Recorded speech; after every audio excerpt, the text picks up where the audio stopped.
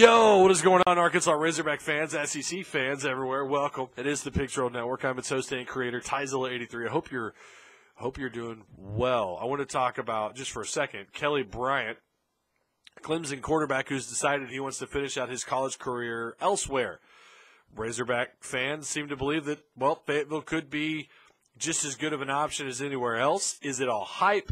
Is there any truth to it? Could he really end up coming to Fayetteville? I say odds are probably not, but why not? Let's discuss. Let's talk about it for just a second. But before we do, if you guys would at the end of the video, like, comment, share the content that you just watched. Of course, if you haven't already, feel free to tap the subscribe button down below.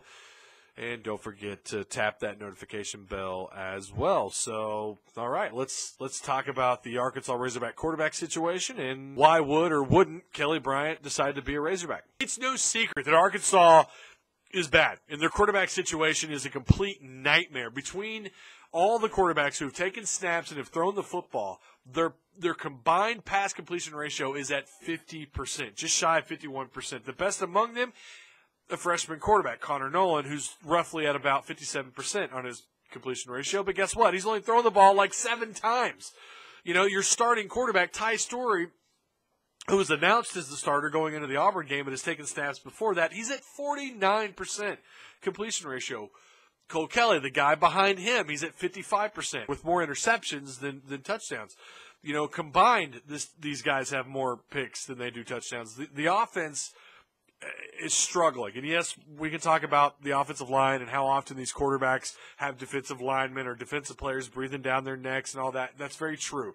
It's, you know, numbers don't tell the entire story, but there isn't a doubt that a guy like Bryant would come in and bring instant excitement and would be an instant upgrade at the position. And I think obviously this staff would welcome that with open arms. I'm sure they've actually already been on the phone with people at Clemson and maybe some friends and family of Bryant's to maybe persuade him to come to Fayetteville. So really quick, let's talk about why maybe he would come to Fayetteville and some of the reasons why maybe he wouldn't.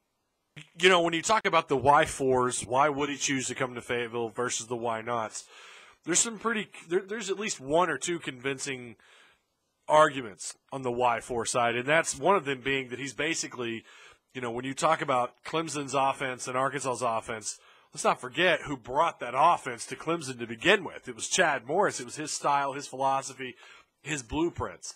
They're in Fayetteville. They're at this university, and I guarantee you he probably already has a pretty good understanding of what they do in Fayetteville on the offensive side of the ball. And to me, that would be a major attraction versus the other schools. Yes, other schools run high tempo, run the spread and all that and do things similar to what this offense does, but they're not all the same. Not all high tempo spread offenses are all the same. And again, you can argue, and I've already heard some of the comparisons between Clemson's offense and Arkansas's. There's some differences. I'm sure he's added some things and taken some things out since his time as a head coach at SMU and since he's brought that offense over to Arkansas.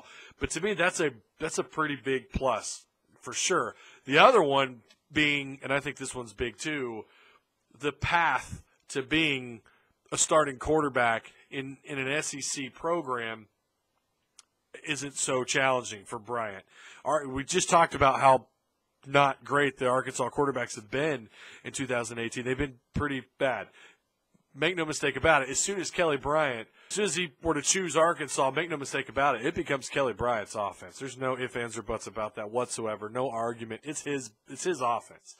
And when you combine those two things together, those are two very compelling arguments for sure. Then when you talk about the why-nots, there are several, for starters, by year 2 of the Coach Morris era, if he were to choose Arkansas, would he want to be a part of a rebuilding process? You're still trying to bring in Chad Morris's guys. He has 1 year of eligibility. He probably won't want to be a part of a rebuild, even if it's at an SEC program. He may not want to be a part of that. He may want to go somewhere that's already established on the offensive side of the ball. Another one is, you talk about how bad this offensive line is this year.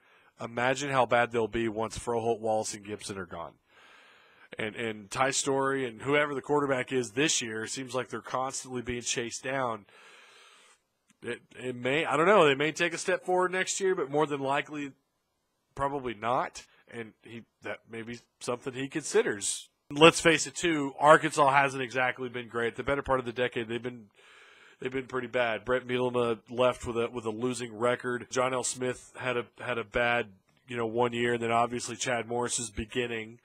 The 2018 season hasn't gone as planned, and that might be something too. He may want to play for a program that's been a little bit more successful than Arkansas. There's a few more negative things there than there are positive, but I will say that those two positive things, they may even outweigh the negatives. I do think that he could benefit from coming to the university. And, I didn't even talk about, the area. I didn't talk about the campus, the facilities, everything that's going on in Northwest Arkansas. I'm pretty sure for him, being a guy that only has 1 year of eligibility, I think there's one thing that concerns him the most, and that's what's going on with the football program itself. All the other stuff around it is probably just noise to him at this point. It's not like you're talking about a freshman, high school recruit. You're talking about a guy who's kind of already been around all this stuff for a little while, and he kind of knows what's what.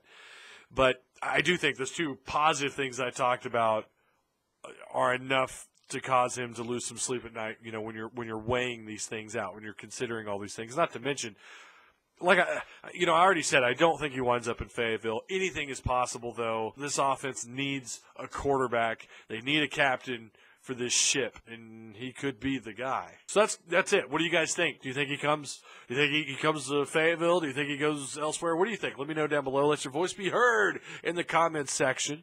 But that's going to do it. I want to say thank you so much. Remember to like, comment, share the content that you've just watched. And, of course, if you haven't already, feel free to tap the subscribe button. Don't forget to check out the links down below in the description box. And I will see you guys on Friday as we prepare for Texas A&M.